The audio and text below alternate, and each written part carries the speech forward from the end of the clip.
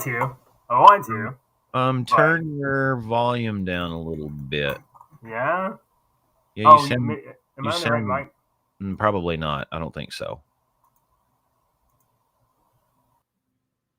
There you go. That's the right mic. Yeah. Mike, starting the show like a pro. That's pretty funny. Hello, everybody. Hello, everyone. Good morning. Welcome to the broadcast. It's time for everybody to pick up their cup of coffee. If you don't have a cup of coffee right now, let's start fixing your day right now. And everybody have their morning drink. That is good stuff. This is the best day.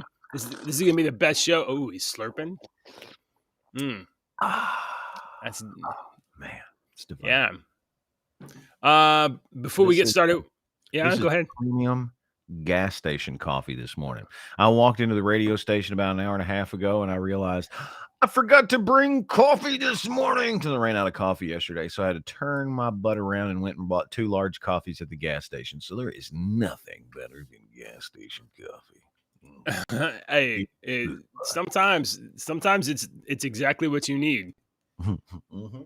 I mean, I have been without coffee at real certain times, and gas station coffee works real good at that time. If that's you ever been on a long trip and you needed some coffee? Tell him the story about the time she gave you decaf for 24 hours. Oh my gosh. Okay, yeah, it's a good story. So I've talked before about my friend Deacon. It's privately to you. You know, I had my best friend from high school. Yeah. She was a real character. Okay. I've heard. And that's the best way to describe. Cassie says if you need a template, think of Phoebe for Friends, but then like my friend was significantly more quirky. Okay. All right. So this was back in, I'm going to say 2018, maybe 2017. My wife and I took our dog and we went up to a ranch up in Central Texas that her boyfriend's family kind of owned. And we stayed up there for the weekend. And the reason why we went up there is because my best friend's, she's not only my best friend, but her daughter is my goddaughter. Okay. So, and she introduced me to my wife. Okay. Awesome. So we went up there for the weekend, and it's a ranch house. There's nothing for,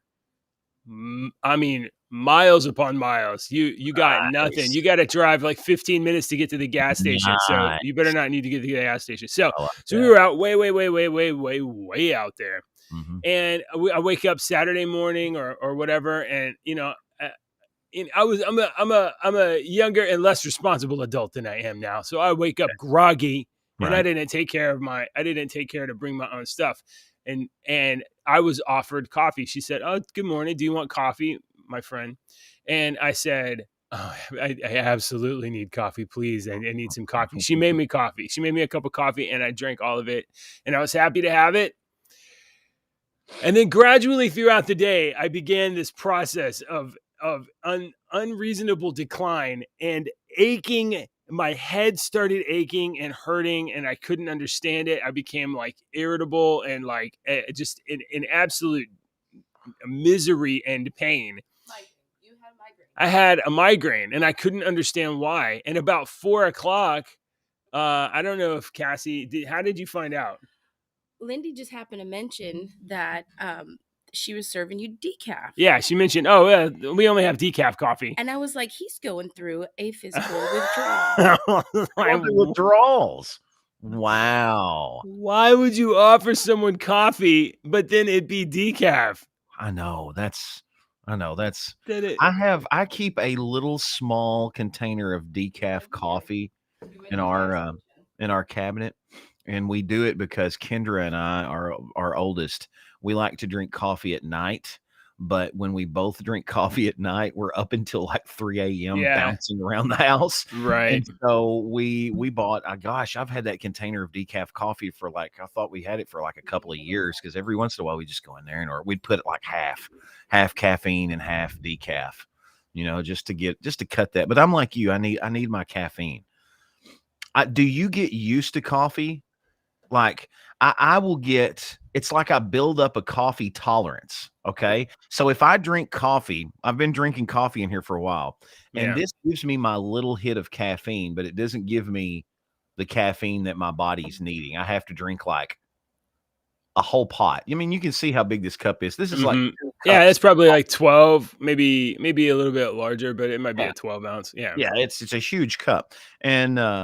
And so after a couple of months of drinking coffee, I have to I used to do this all the time. I don't do it anymore, but I would go a week of drinking tea because I can drink hot tea, and I love unsweet tea because I'm diabetic, but I can drink tea, and I would go and drink like just black tea or some kind of tea. I like chai.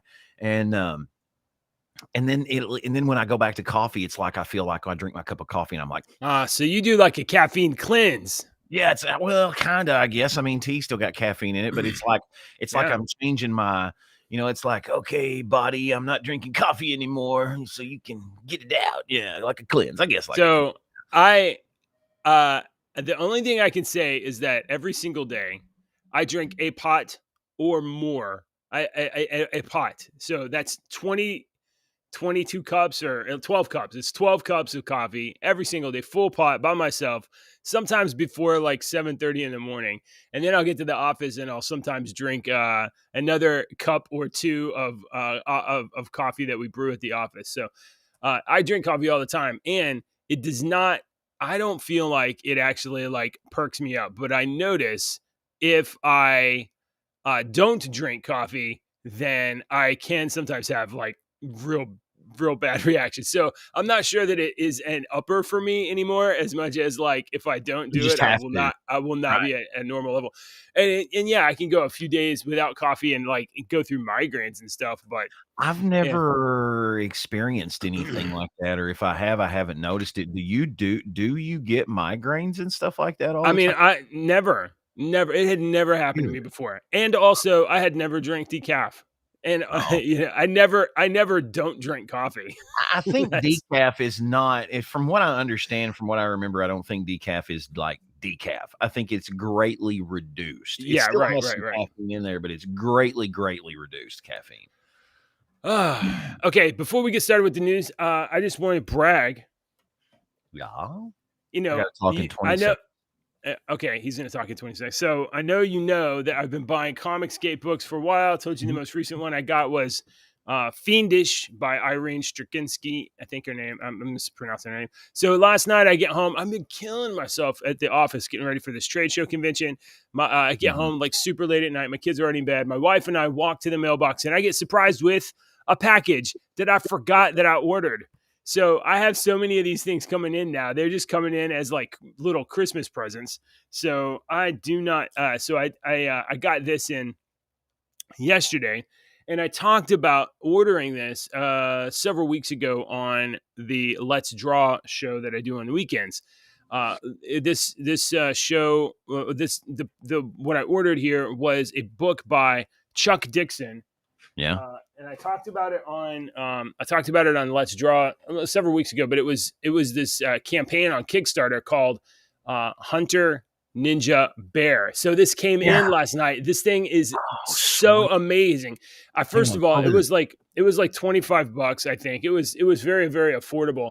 And unlike some of them, like a lot of the books I end up getting are like 48, 64 page, whatever, maybe 96 page. This is 360 pages. Ooh. It's a entire 12 issue run of this series that they did it as this before they took it to comic book stores. So this is the entire run of Hunter Ninja Bear Provenance Volume 1. And after this got published, it will eventually be in comic book stores as a 12-issue miniseries. This thing is so dope. First of all, this idea, Hunter Ninja Bear, is basically the equivalent of paper, rock, scissors. Like a hunter beats a ninja always beats a bear, and a bear always beats a hunter. So this is the idea. Here you can see it takes place in the 1800s in Japan. Kind of like a post-feudal society that it exists just as the societies and clans of ninjas have waned. They have lost power because of the advent of musket rifles. Yeah. So ninjas, like, oh, ninjas are scary and deadly and stuff because you got throwing stars and swords. Yeah, I got a gun. Just shoot a ninja. So it takes place in kind of like post feudal, like I don't know what the equivalent of 1800s Japan would be, but this would be at the same time where, you know, we're doing racist stuff here in America. I think we've mentioned this on the show before, but that one of the only movies that I will watch over and over again starring Tom Cruise is The Last Samurai. Really? Yeah, about that. You know, just it's set in that time period right there. That is such a bizarre pick to be the only Tom Cruise movie you would watch. I know, isn't it weird? That's nuts. People have hunted both bears and ninjas. I'm telling you, dude, this book is good. So the bears appear to be like some sort of a like a spiritual, mystical thing. Think bear wolves, or think werewolves, but bears. Maybe I think that's what they are, but I'm not sure. And the bears, I've only read the first issue inside the book. The bears, so the ninjas stopped being ninjas because their kind of leadership were like, we can't survive. So we're going to change our lives. We're going to stop being ninjas. We're going to start being farmers, and we're going to try to integrate into society. So a couple of former ninjas now have families and kids, and some bears roll up and eat their kids. And so the ninjas are like, what the fuck, man? No. And so the ninjas go out into the forest and they hunt down a bunch of bears. And now I think next the bears are going to like, it's awesome. It's so awesome. Yeah. So the ninjas are going after the bears. I think the bears are going to go after the ninjas. I mean, I don't know. Bears are going to go after the hunters. The hunters are going to go after the ninjas for some reason. I don't know what's going to happen. It's amazing. But I'm so happy that I was wise enough to listen to myself talk about indie comics so that I could pick this up now before I have to collect 12 issues as a miniseries. So it's pretty awesome. So anyone out there that has the fortune of listening to me, listen to me, and then I'll tell you when some more awesome books are coming out, and you should jump on board. So that's my indies comic shilling for this morning. I'm so happy about this. This is that's very nice. So far, one of the best things I've got. Yeah. Okay. Today is Friday. I always have to check the date because I have no idea. Today is Friday, August 26th. Oh, you got a fluty clock thing? Yeah, I've got everything over here on the screen. Yeah. That's why I'm constantly doing this, is because I've got my main screen right here. I've got this screen over here that does everything. It's got all my info. And I told you yesterday I got that little piece ordered from Amazon that it was an HDMI Twitter. The piece actually worked for my other screen that was over here. Yeah. With this one. And I got it working. Like, it had both up. Yeah. I had it. It was cloned on this screen over here. Same picture, both screens. Same picture, but I could not get Windows 10 to detect the other. I could not get it to detect. Right. All the drivers were updated. My graphics card driver was updated. I updated Windows updates that almost screwed me over. So I don't know how. I don't know. I guess I'm going to have to get that piece that you talked about. Just get it and put it in and plug it. I'll shoot it to you right now. I'll send it to you. I'll send you the link for it anyway. Yeah, I was thinking like, there's no way this is going to work, but if it does work, the only thing it's going to do is clone the image. Well, see, from that's everywhere that I saw, it said the same thing, or it didn't say the same thing. It said that yes, even a lot of the reviews. I wanted double monitors, and this is what it gave me. But I didn't. I mean, I don't guess any of them ever said. What's the point of having the same screen up twice? I know that's what I mean. I assumed that you wouldn't have two monitors that had the same damn screen. Yeah. That it was one giant screen. That's what I was trying to get. Yeah. So what you need is DisplayPort to HDMI. It is $7 whole and 19 cents. Oh yeah, just that's what I need. DisplayPort to HDMI. And HDMI display for it. I'm gonna put it in the JJW chat channel because whatever, why not? There you go. I'll probably just buy one of these damn things this weekend if Best Buy's got one or something. I I Walmart. mean, you will pay a serious premium in a big box, but you know what? Your money. Well, yeah, at a big box store, you're exactly right. The HDMI splitter that I paid $11 for at Best Buy, a similar one was $50.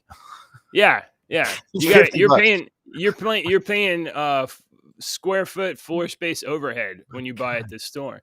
What is? But on the other hand, if you go this way, you're putting money in Bezos' pocket, and he needs more money. He's only got a few hundred billion. Okay, so we had a question this morning from Manuel about Eric Von Daniken. I'm gonna need like a lot more context, dude, because I just Googled the dude and I don't know anything about this guy or what I'm supposed to be upset about. So throw in some more information about that, but I don't know anything about that. Good morning to Jeremy. Good morning, Colin with a beard. Werebear. Yeah, Jeremy says werebears. All right, we've got the not useful information part of the show available out for everybody. So now we are going to tell no, wrong one. This one. Morning Deacon. All right, let's start with you guys remember, I'm sure, especially since I have this right here, that Joe Biden yesterday, 2 days ago, announced cancellation of student debt. And of course, everybody is so happy about this, except people that have, except conservatives, except people that have already paid their debt, except JJ, Democrats. Don't you want to benefit? Don't you? Nobody's want to happy. Children, don't you want to suffer so that they don't have to suffer? You know, I've seen all these damn arguments yesterday. I've seen every one of these arguments from the left. It's trying to make us look like stupid idiots that are actually like, no, they need to pay for their stuff. We understand that the government took advantage of them pretty badly, you know, but, you know, you don't. These people, it's like you tried to explain yesterday. These people, in everything that I read yesterday, they're talking about you don't care about your kids. That's wrong.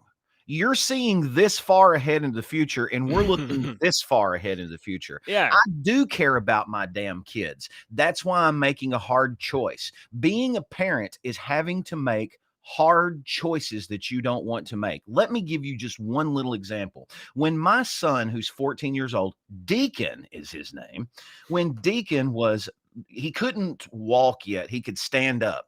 Okay, so at the time when you put them in the crib, they stand up and they hold the side of the crib and wobble. Yeah. So we were trying to teach Deacon at the time to sleep in his room on his own. Okay, Yeah. Because that's a big thing, to sleep in your room on your own. It's okay. We're going to close the door. You know, you got your night light on. It's okay. But he was little. Okay, he's still little, and so the father, put him in his crib. And he stands up and whatnot. I'm giving him kisses and telling him I love him and everything's going to be okay. And he's da, da, da, da, da, da, da, da. He don't want to go to bed. And he's calling my name and he's crying and he's very upset. It's not a put on cry. He's very upset. He's not wanting to go to bed. He's not wanting me to leave. And I know as a father that I can't do that. I have to leave. If I go and pick him up, I'm not teaching him anything. I'm not bettering his life any. I am alleviating an immediate. You're alleviating your discomfort for him crying. You're exactly right. I'm alleviating my discomfort, and I am giving him an immediate fix. Okay, and it's not so. Yes. I had to close the door. Okay. And so in my son's mind, I am completely gone. I've walked away. I'm sitting on the couch, you know, doing whatever. Right. All right. So I'm gone. So he thinks I'm gone and he's crying and yelling out my name and dad, dad, dad. But what he doesn't know is that I'm standing on the other side of the door, crying, killing myself internally, trying to tell myself, Andy, don't open the door. You're not doing because all I want to do is go inside and grab him and pick him up and hold him and tell him it's okay. And I can't do that because if I do that, I am not doing any service to him in the future. So now that he's 14 years old, he doesn't even remember that. But he's sleeping in his bed on his own. Right. And he's never had a problem with it. You know, and you look at it like, well, every kid does that. No, because I have 5 children and I've got some that don't sleep on their bed on their own because they weren't brought up that way. you know, that's a problem sleeping now. And I've had that conversation with their parents about, I think this is the reason, because you hippie commune your bed sleeping until they were 12. So I feel like you're telling an analogy about like we need to not take away the discomfort of some of these decisions for these young people. But it's not just young people; it's like adults. What I'm trying to say is that yes, are we teaching these young people a lesson by saying you've got to pay your bills? Kinda, but that's not the point that I'm trying to make. The point that I'm trying to make is we can't bail everybody's ass out all the damn time. Every time somebody gets into trouble, somebody throws you a rope. Sometimes it's best in life to climb out of the damn hole yourself and figure it out. Well, you know, okay, so I would let me agree. Okay, so first of all, I haven't even pulled the story up yet, but let me agree with anyone out there that's saying these people took out loans, but the loan industry is predatory and it takes advantage of 18-year-old children, adults that don't know any better. They don't know any better, and they have the opportunity to fill out a little form, and then somebody give them like $5,000 for this semester, and oh yeah, I need like $300 for books, and now I'm rolling with dough. And then like as an 18-year-old, I remember at 18 years old, JJ, I can remember when I got that grant at the community college, right out of freaking high school. And I thought, okay, it's going to cost this and then books. And I'm going to have $600 left over. Right I'm going to get an Xbox. Yes. Yeah. Right. So, but before you know it, like, oh, now you're 3 years into college and I've taken out $30,000 in loans and I'm going to need another $15,000 to finish this degree. And then if I go to grad school, I have to done, and then chunk, I'm in debt for the rest of my life. So hey, you're a doctor. You must be rich. Yeah, absolutely. Yeah. So do I agree that the loan industry is predatory? Yes. Is the government absolutely making that happen and putting it in place to let that happen? Yes.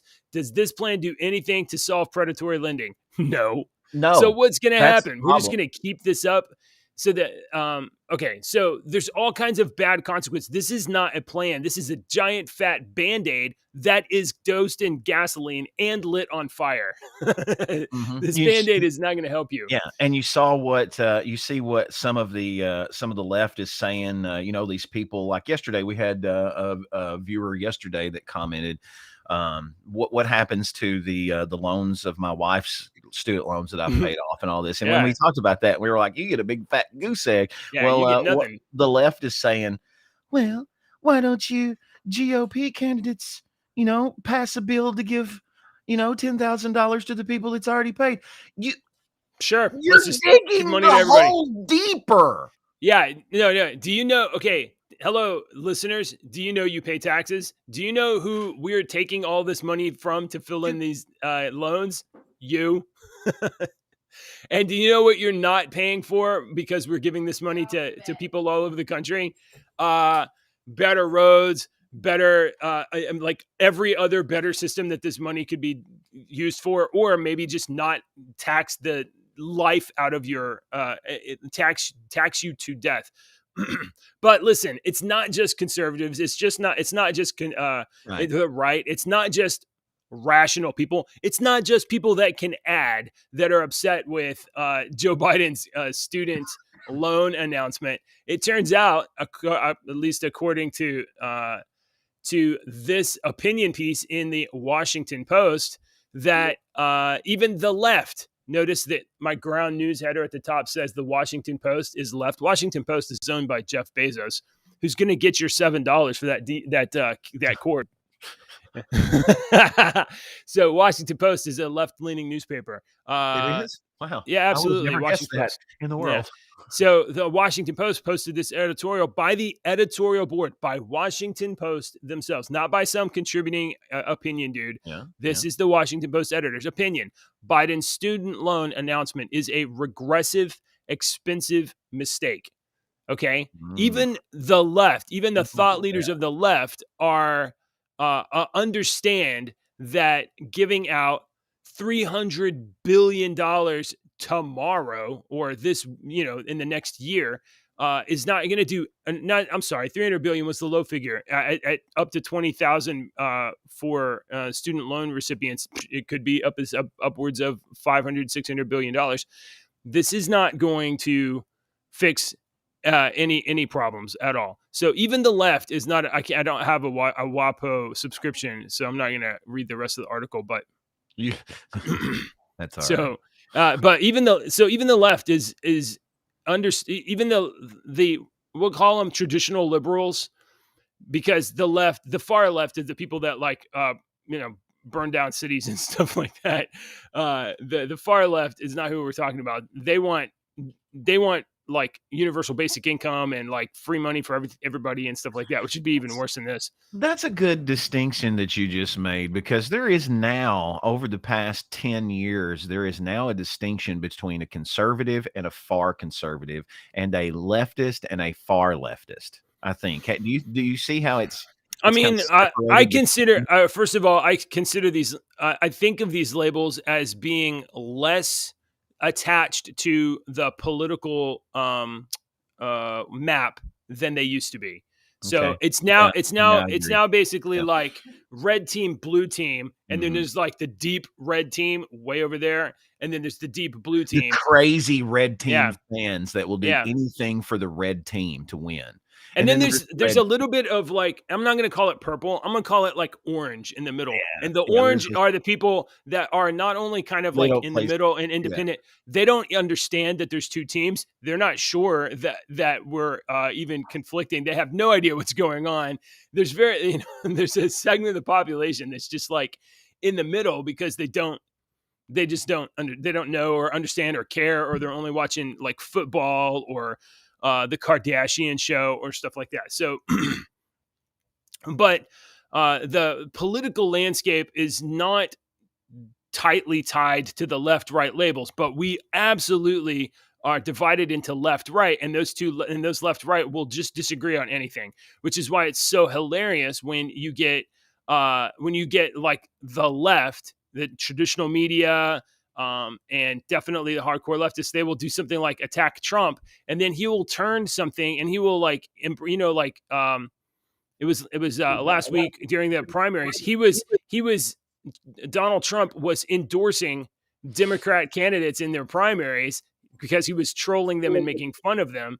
And because the left is like reactionary, anytime Trump says this, then they will automatically say, no, not that. And so he was just messing with them to get them to oppose their own candidates. Yeah.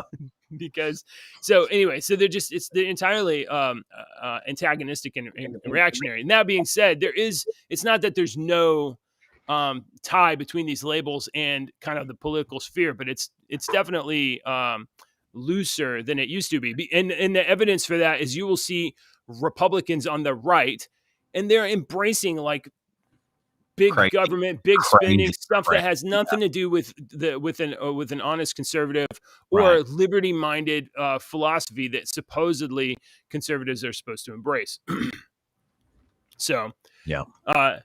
So I've talked before about the like there's like this political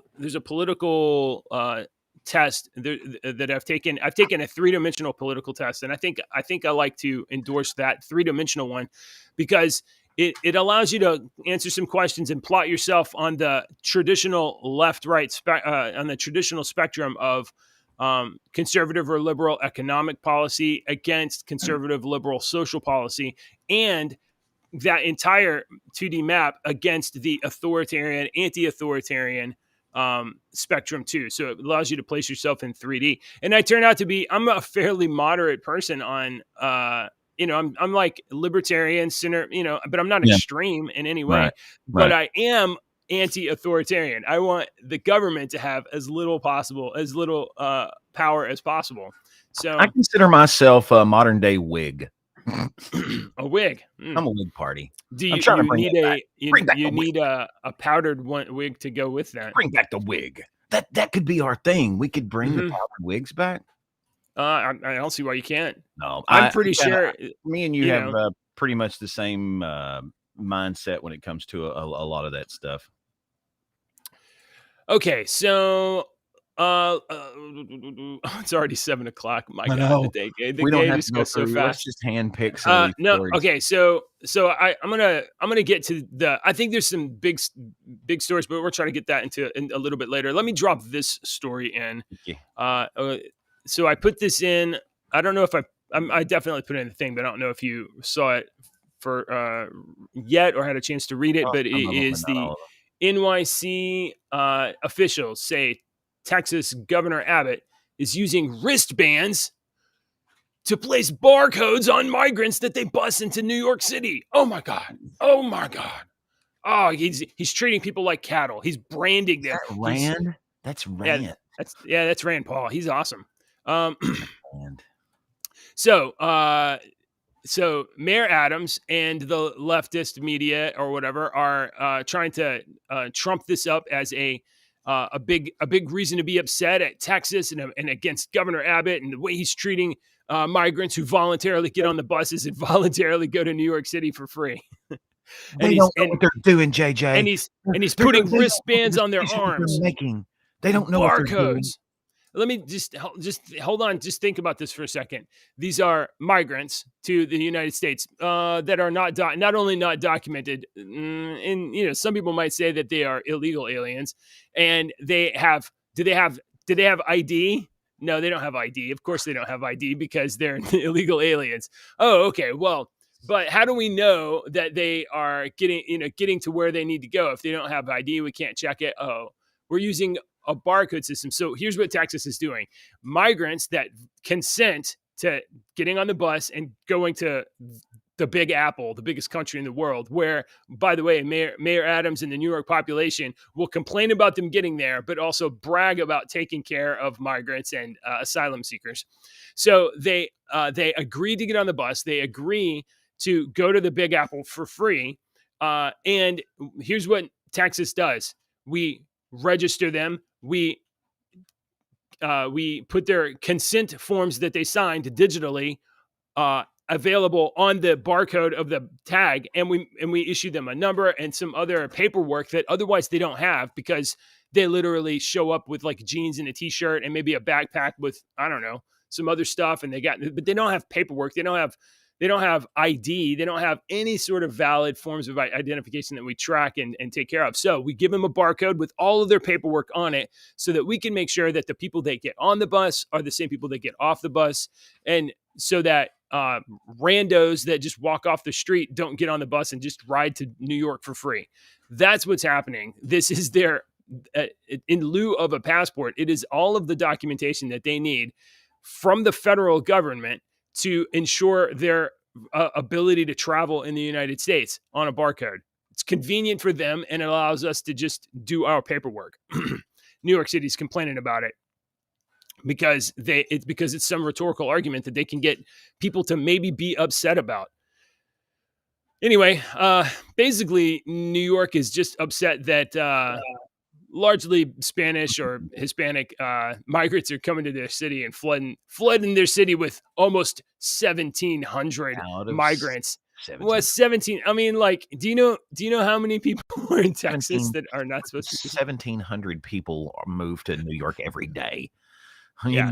Probably every month. Yeah. 1,700. Oh yeah, New York. So a total of 237 of the migrants on 5 bus loads were subjected to unseen security system that has not been used in the city, according to WCBS. It's got to be nefarious if it's unseen. Yeah, it's never right. used before. So this is totally silly. But it's not just silly, the message that people on this is the Hill. Hill is generally a fairly center source, but this same story you'll find being written with more salacious headlines, including let's see.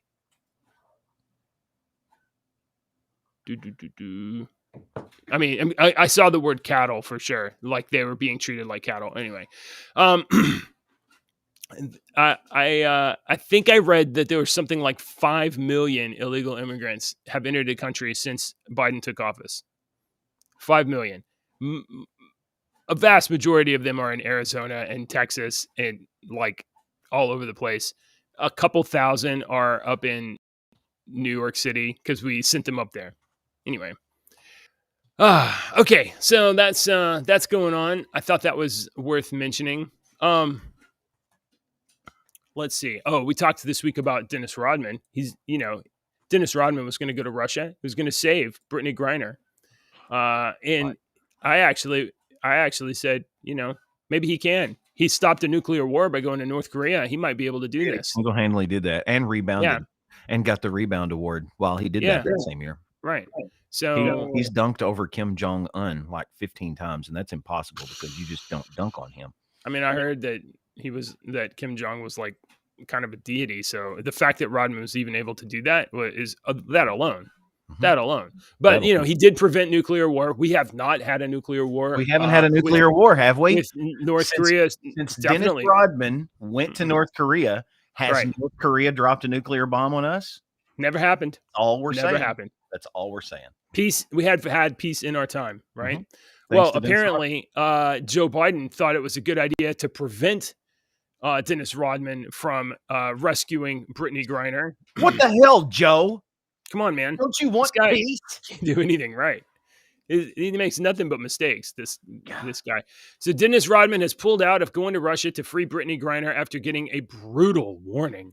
So he was threatened probably by Joe Biden personally. And Joe was like, Dennis, listen here, Jack. Here's the deal. Let me tell you, Russia, you gotta be down about care. Yeah. And Dennis Rodman was like, hey man, I don't know. I don't understand what he was saying, man. I don't even know what Dennis Rodman sounds like. I know he's a wackadoodle. But all right, Rodman revealed days ago he was intending to travel to Russia to speak to Putin and ask for the release of the basketball star after she was jailed for drug possession earlier this year. I got permission to go to Russia to help that girl, Rodman told ABC News. Dan. And he said, I'm trying to go this week. Rodman has now ditched his plans to visit Russia after he was strongly advised by the U.S. state officials to abandon the trip. Man. Sorry, Brittany. Well, look how sad she is. She is sad. I feel sorry. That just pisses me off. We're literally on the brink of nuclear war with Russia, and I'm like, I feel bad for you, but you made a bad mistake, and I don't want to provoke a war over this stuff. Well, they're just they're using this stupid girl. I don't give a crap about this girl. I don't give a crap about her. She can throw a ball through a hoop. Doesn't give her any more. Doesn't put her in front of the line of anybody else. I'm gonna go into it again. That's stupid. I don't care. If it was I don't care. Okay. Well, I genuinely feel like, some sympathy for her situation. Does that make me a callous person that, I don't know this woman. She broke another country's law. Yeah. And I'm sorry. Did she not know it? Maybe your ass shouldn't have went to that country if you didn't know all their laws. If you want to, you got to be like some kind of dumb to think that you can just fly internationally with like pot cartridges for your vape pen. Just because you're a basketball player, everybody's cool with this, right? There's a mindset for people that have money, and I don't know if she's got a lot of money or not, but I think she does. But not because of basketball. But there's a mindset for people like that they think that they can do anything. And we had this. I brought this up when we brought this story up like 2 or 3 weeks ago. I brought this situation up that I'm going to bring up again because people probably are either too young to remember this or even know that this happened, or they have completely forgot about it. But remember the damn affluent boy. That means that his parents had a shit ton of money, and he went to, was it Malaysia? And he broke a Malaysian law, and Malaysia's punishments over there was Singapore. It was Singapore. It was Singapore. Yes, it was and Singapore. He broke Singapore laws. And so he was convicted, and their punishment was caning. He was going to have his ass whipped publicly with a cane. Right. And America. That's not a metaphor. That is that's literally use canes and beat his ass. Right. And when was this? The early 90s? Yeah. This was decades ago. Their fucking lid. America went nuts that you better not do this, because the boy's mom was a rich Karen and got on TV. There's no such thing as a Karen back then, but she got on TV and boo-hooed and cried. And they tried to make the media needed a story. The media needs a story. People need to remember that the media always needs a story. So the media needed a story, and they made a huge deal about this. And you know what happened? The little bitch got his ass whipped, and he's fine. He broke the law. He got his ass whipped. He didn't break that law again. He didn't break that damn law again. I think it was something like, didn't he like shoplift or something? It was something. It wasn't something stupid like he crossed the road and we shouldn't have. It was something like I'm hearing feedback of me in your mic. Okay. No, I'm still hearing it. You got like a voice channel or something. I don't know. So I want to get to the FBI and Zuck stuff, but I feel like if I don't address this first, we'll run out of time. So I'm going to address this first, and it is not unrelated. It's just sort of backwards. You may not believe this, because I honestly, I basically could not believe this when I saw this in my Ground News feed. Ground News is this cool source where you can get like the same story from a bunch of different sources, and you get different headlines, left, right headlines, things like that. I just don't even know what to think about this, because this shatters my worldview of the stability, the ironclad security, the impenetrable, awesome power of the American voting machines. These are the most secure things that have like ever been made. They're unhackable, uncircumventable. You can't cheat these things. Voting machines aren't these a couple of things? Aren't these the same machines that Nancy Pelosi's husband had some stock in their company or something?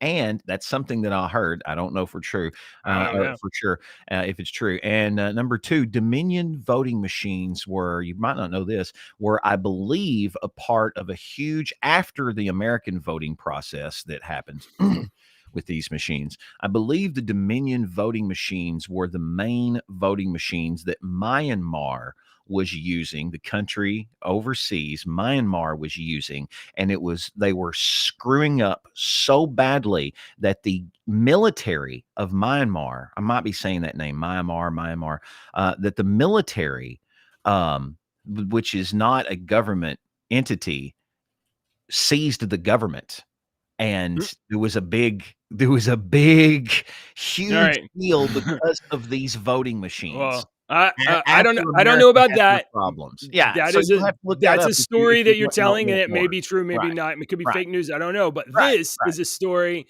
This is a story sorted by, among other things, the Associated Press, the Washington Times, the Independent, and several other news stories. Voting machine tampering points to concerns for the fall election. I don't even know how to mentally frame this, because like this isn't possible from everything that I've been told.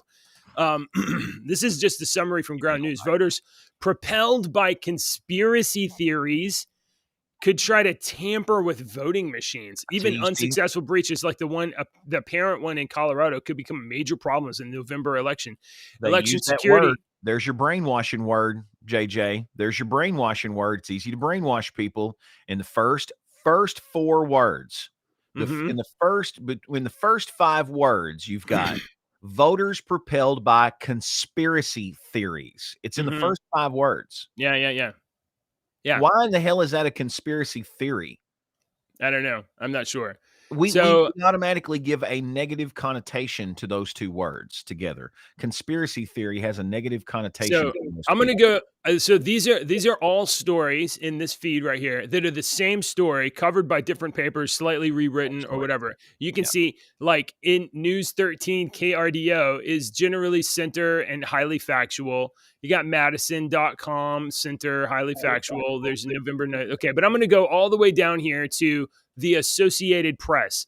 The Associated Press leans left and is highly factual. Voter machine tampering points to a concern for fall election. I can pull the whole story up, but this has got enough in it. On the last day of voting in Colorado's June primary, a poll worker sent to wipe down a voting machine found a concerning error message on its screen. Quote, USB device change detected. So the voting machine, somebody had plugged in a USB and then unplugged it, and it left this message up. But according to all of the information that was covered post 2020, they don't have USB ports, or the USB ports are sealed and stuff like that. Yeah, you can't unseal them. I know a little bit about computers. It's not unsealable. You just put some glue in there. Secure, bro. One of these days, I've heard that there's going to be some fancy inventions where we send stuff like magic through the air, like invisible, and we send it like magic. It's really cool. We've got our wizards working on that now. Yeah, there's no. So this is. Like I say, I believe in that our elections are the most secure and most stable that they have ever been. If you believe that, I believe that you are. I'm not going to insult you. I believe that you are greatly misconstrued with your thinking on that particular thing, my friend. All right. Well, I was going to say that I believe you're a dumbass, but I'm going to say that. Anyway. So well. Here's the thing. I trust our media. They tell us that it's secure and there's nothing to worry about. So I just don't understand how to consume this story. I don't understand how to integrate that with my present worldview. Yeah, look what Jam has said. Even posted on Twitter about use of their systems in Myanmar in 2017. Yeah, those right here. Yeah. He heard about it too. You guys are trying to get me based on Dominion fraud. Struck on YouTube. Listen, YouTube has certain policies, especially around 2020. Yeah, okay? For folks that don't know, we played that stupid Wednesday Addams trailer and we didn't pause it enough and talk. Right. We paused it once, and we got freaking copyright struck on that. Yeah, so making $1 off this. Let me just formally reassert, as JJW of the channel JJW, I do not doubt the outcomes of the 2020 election. I am not promoting any conspiracy theories.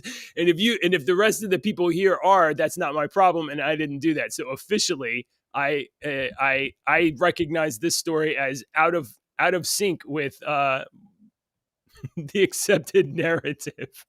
Hang on, I'll be right back. Hang on. All right.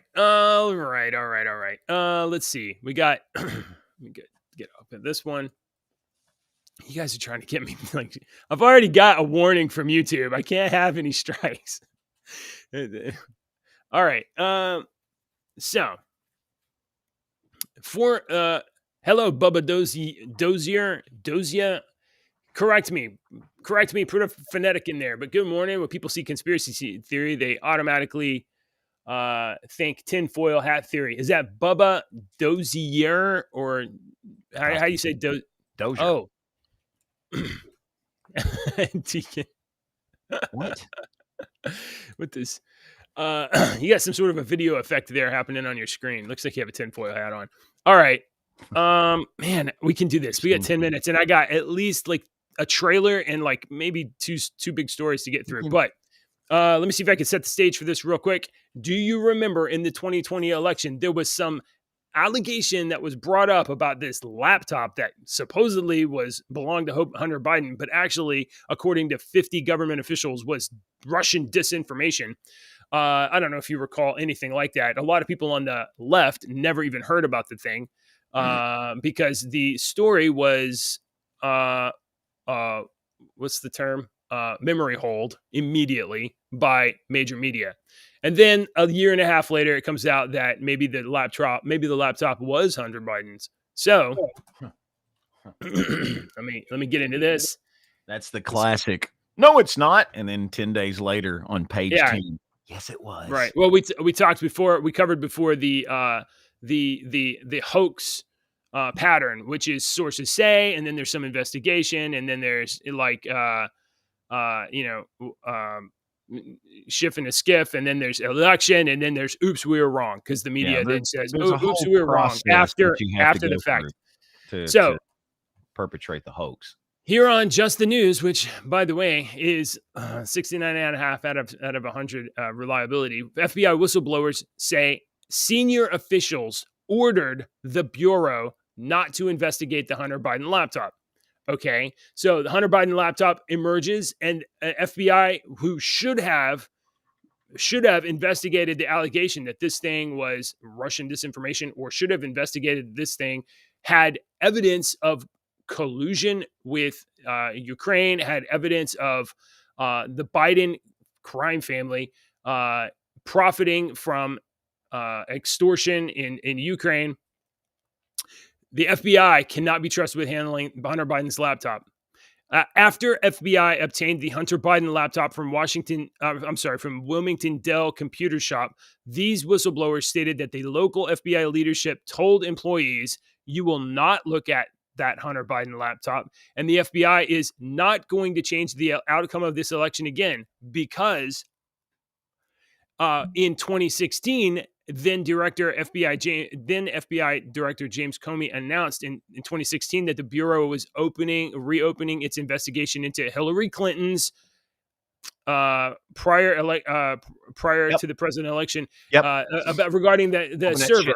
The fact that he sent that letter, opened the investigation, supposedly tanked her election, even though she's the least likable, least electable, least human woman ever to run for office. Yeah, no, it doesn't matter. It doesn't matter with all this bullshit with Trump and all this crap. That's what I've said to a couple of people that have said something about Trump. I'm like, what do you think about the server with Hillary Clinton? And they don't have a clue what I'm talking about, or they act dumb. Right. Like, all right. So that's what I'm going to do. So because James Comey put his finger on the scale allegedly by honestly trying to investigate Hillary Clinton, which that got shut down too.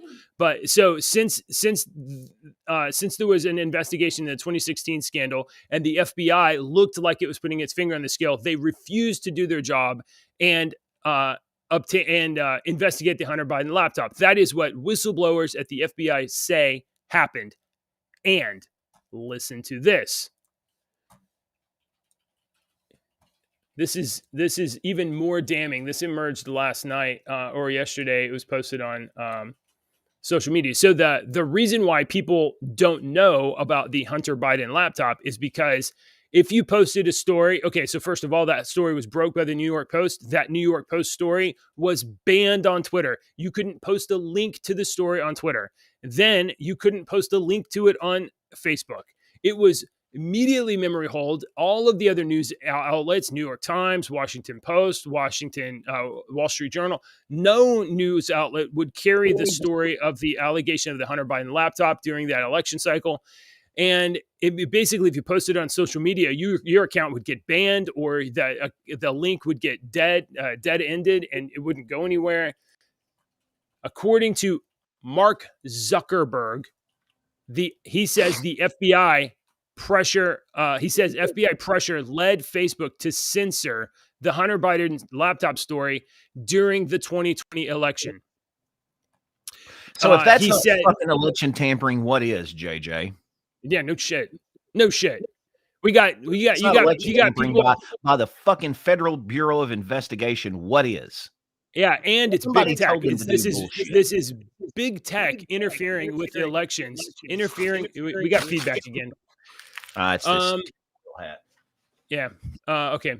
Oh, is it really? Wow, that's interesting. Honestly, I bet it was.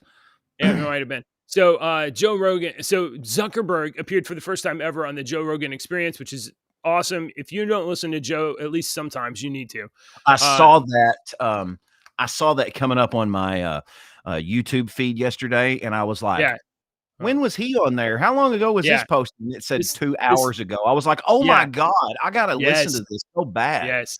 Yeah, I haven't listened to the whole thing. I just read this story.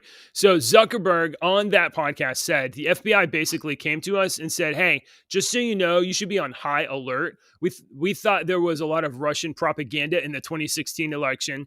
And we noticed that basically there's about to be some sort of a dump similar to that. So just be vigilant. So FBI set primed Zuckerberg, primed Facebook to believe that, Russia is definitely going to be tampering or whatever. Yeah.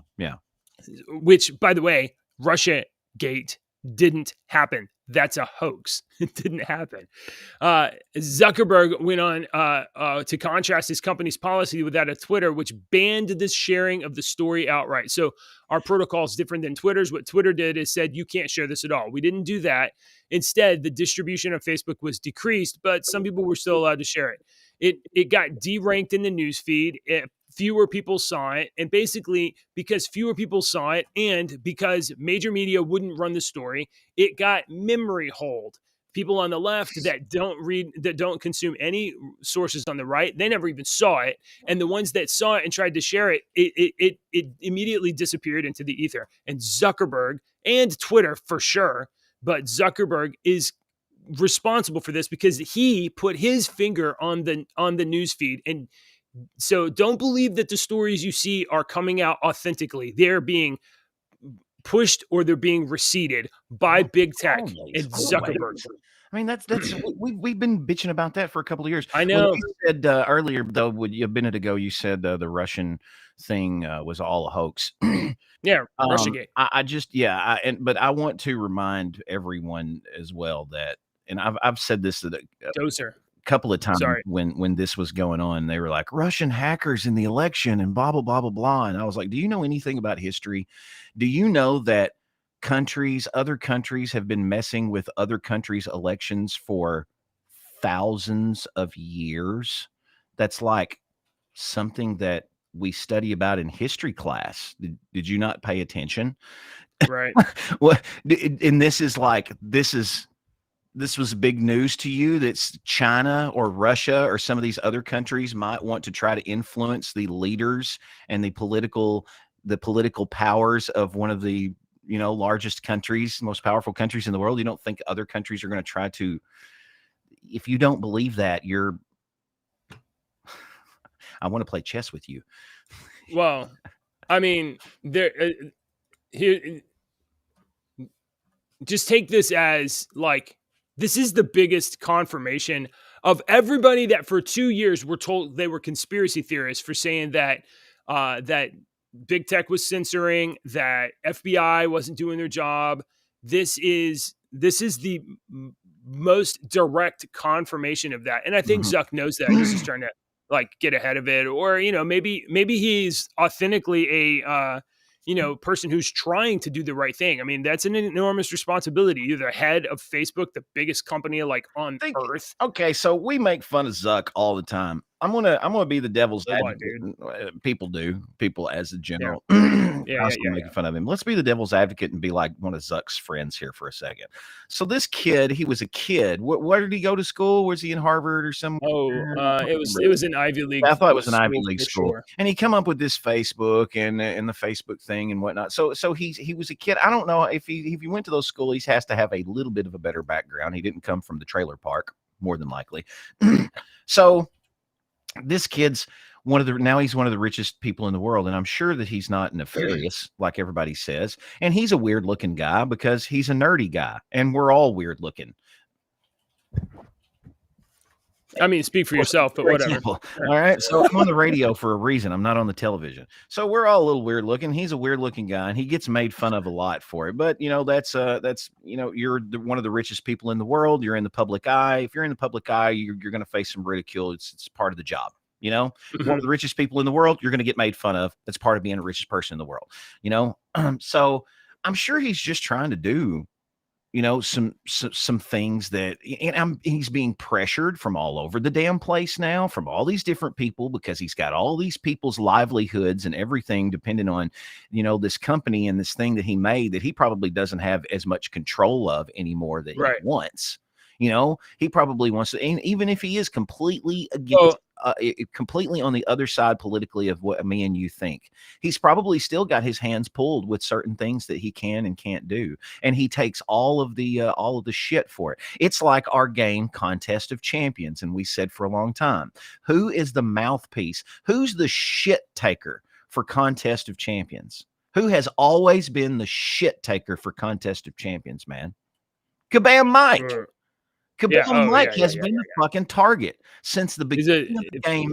I think some of the people listening don't have any idea who that is. He's the longest serving, as far as I know, moderator on the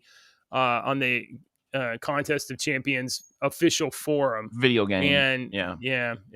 And we were a part of. Okay. That's how we met. But so the reason why I want to clarify that is because before you said it could be on mic, I was like, I don't know, I have no idea. Oh yeah, no. I memean, he takes all the shit, and that's just I was just trying to make a point there. So yeah, I don't know.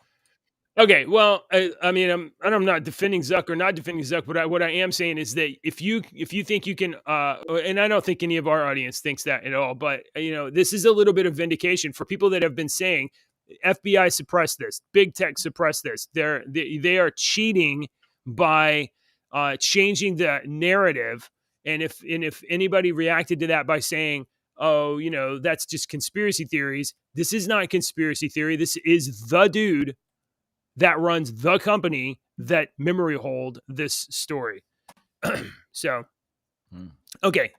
We are over time, but I got more stuff. We got to get to at least a couple of these. So I'm going to skip the story, but I will just mention that apparently California thinks that cars are bad. So in the next 10, 12 years, according to the California Department of Air and or whatever, they've voted to prevent the sale of gasoline vehicles in the next 13 years. Yeah, you think that's going to work? I saw Ashley sent me this thing she saw, I guess, on Facebook yesterday of this woman, and it was dated. Yeah, it was dated 8/23/22, and it was for a Chevy Volt battery from a dealership somewhere, and the battery was $26,000. $26,000 for this battery, and $400 for labor to put the battery in. So yeah, and we're supposed to go to electric cars. Yeah. Okay. Well, so I probably should have covered that earlier, but back to so Hunter Biden laptop is real. FBI never investigated. Memory hold by social media, and so I meant to tie these things together. This is literally, you're actually witnessing the worst segue in the history of anything. But I mentioned it last week and we didn't watch it yet. So I want to watch the My Son Hunter trailer here on YouTube. So if this is the last thing you hear from me, it's because everything after this got clipped, so that when I got my next a warning that I violated copyright. But I don't think it's going to happen. I think that was Netflix. By the way, that was the Wednesday Addams trailer that we did have. I had to clip. I had to remove it from the show for the show to be allowed again. It was Netflix in Norway. They did not want to let me watch Wednesday Addams, and so it was our show was not allowed to broadcast in Norway. So what the hell, Norway? I know, right? Okay, so Deacon, I'm sure this is the first you've seen this. I haven't seen it. It broke yesterday on True Social. We will be pausing it intermittently to comment, I guess. Maybe we'll guess at who these fictional characters could be and who they may represent. This is a production by Unreported Story Society. So cross your fingers. Here we go. Please, okay. YouTube. This is fair use. We're reacting to this video. Yeah, reaction. This is a reaction video. I live in slight fear of YouTube. I don't. Who gives a shit? Right? Yeah, I know. That's why it's on my channel. Oh, that's why I don't care. No, I don't care. Robert Davi. So I'll tell you what's going down. Oh, Gina. Know who I am? They told me Love you were Gina. VIP. Well connected to the government. Sorry, I'm reacting. What kind of a moron forgets to pick up his laptop at a repair shop? Sniff him! You're a Biden. Act like everything he built. You're a hero. Look, he's Oh Superman. my gosh. Yeah. Fear and did you Loathing see in Las that? Vegas? Is that Johnny Depp? No. Did you see the I think that this let's see. I think this figure here is supposed to be Joe. Sniffing. I think this is supposed to be Joe. Sniffing Joe, Pedo Pete. But look at the girthy profile of Joe. So it can't be Joe. Joe's a skinny, scrawny dude from Scranton. This guy has got some extra padding on the bones or whatever, right? Are they holding hands? It looks like they're holding hands, but they're not. Okay. All right. Here we go. The repair shop. You're a Biden. Act like one. I see what you mean with that Fear and Loathing thing. Kind of the wobbly camera. Maybe I should turn the volume down. Maybe that'll help me. I think they're trying to get that Fear and Loathing. With a little bit. The yellow. Man, that was such a good movie. You obviously have seen that movie, right? A million times.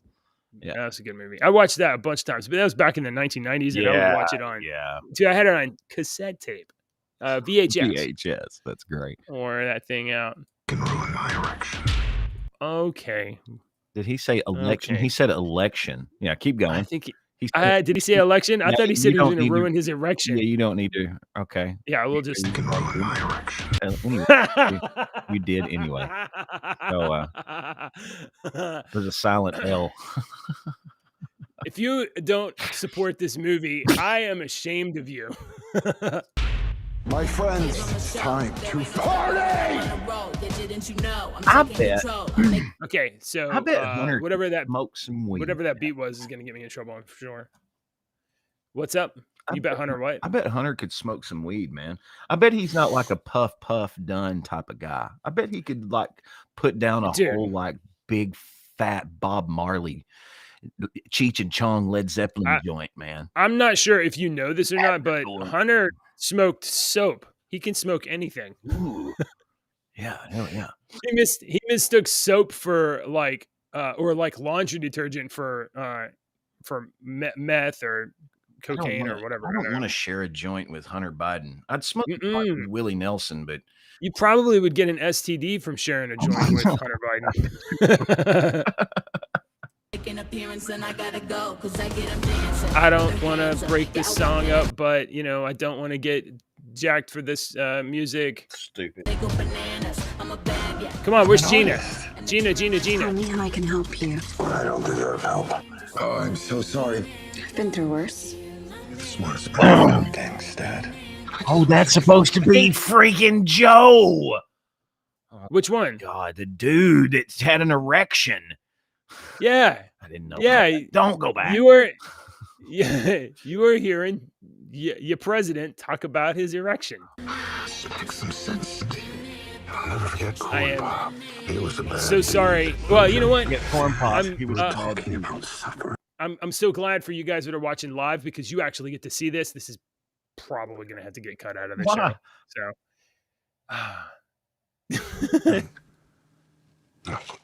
I can't seem to find anything but positive stuff on the Bidens. So that's not Gina. Oh my God! No way! No! Is that who I think it is? Who?